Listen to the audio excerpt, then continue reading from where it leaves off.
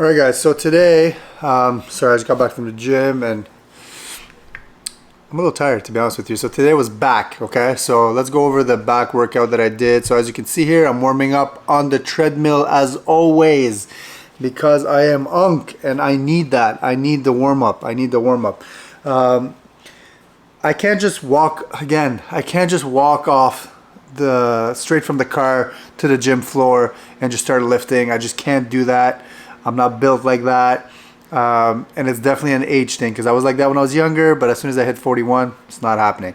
So warm up for 5 minutes. I jump on the foam roller. As you can see, I'm loosening up my lats.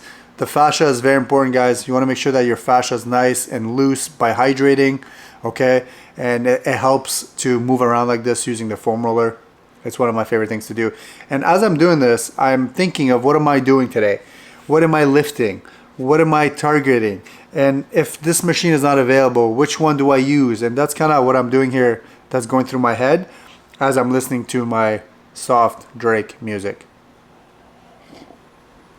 I do listen to a lot of Drake, unfortunately, and a lot of Blink 182. It's a little random, but it is what it is.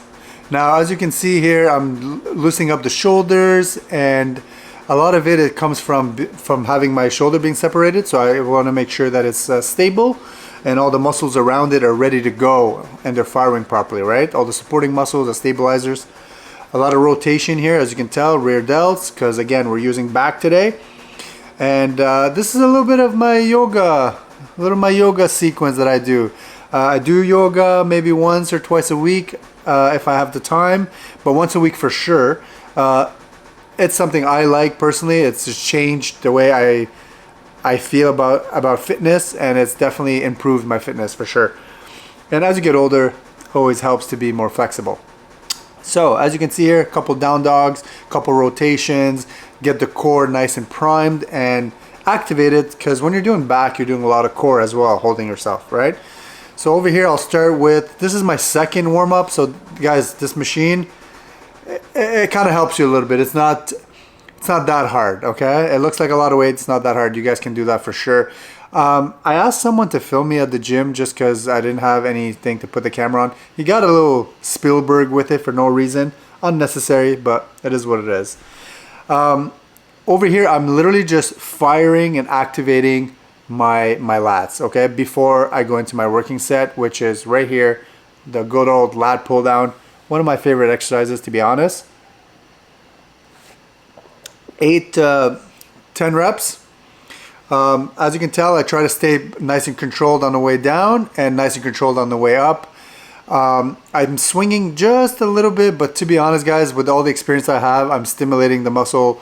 And because I'm in a deficit when I am training, the weight is good enough. Like that stimulation of the growth for the muscle is good enough to, you know, get me the results I need, okay?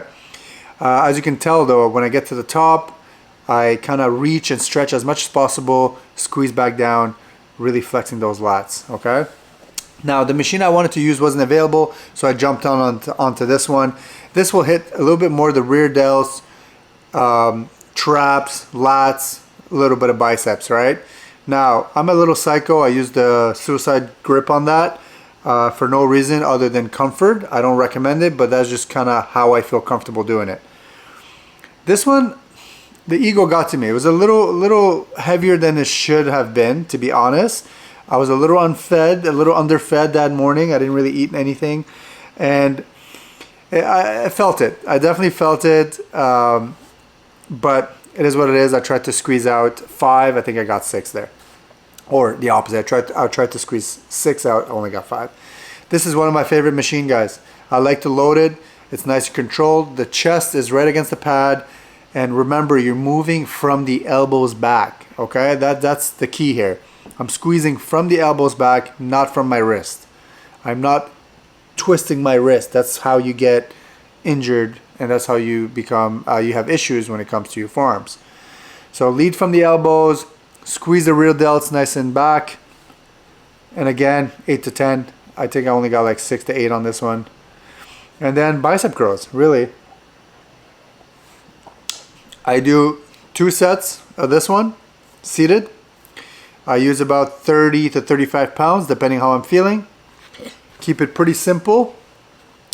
And then after that, you'll see my next exercise what it is. But as you can tell here, I'm trying not to swing my elbows forward, and I'm trying anyways to be pretty controlled on the way down, pretty controlled on the way up. Now a good hint, a good tip for me that I've learned, maybe you'll see it better in this angle. Once your elbows stay back, my wrist is like just broken a little bit this way, and when you're pushing this way while controlling the weight, you'll notice a lot more bicep than like forearms, for example. When you're turning your wrist this way, you'll notice a little bit more forearms. When it's kind of slightly broken this way, a lot more biceps. You should give it a try. The last one I swinged a little bit here. I was tired, it's my last set, which is fair. And then I'll go into my last one. It's just a standing preacher curl, I guess you can call it, with dumbbells. Again, I'm not too sure what I used here. I think I used 35. Yeah, 35 I think. And I'm just focusing on trying to go all the way down and then all the way up. Now keep in mind, when I'm going all the way down, my other hand is on the side here just to keep my elbow from swaying in any direction. I want it to be straight, okay? I want it to be straight. And that's it, guys. That's kind of all I did for my back and biceps. Now, I just want to say this was workout number 2 for bicep and back. I do day 1 and then I do day 2. Day 2 is a little more heavy, a little more focused on what I feel like I need when it comes to my muscle development. And then day 1 is a little bit more volume, a little bit more exercises, not that much more. I'll add maybe 2 more back exercises and 1 more bicep exercises. That's it, really. But the range on there is 10 to 12, and I try not to do anything under 10 on that day. Okay. But having said that, that's my back and bicep day 2. Let me know your thoughts. Throw them in the comment. What do you do for your biceps and back, or do you even do them together or separate? Let me know. I'm curious, and we'll start a conversation. Talk soon.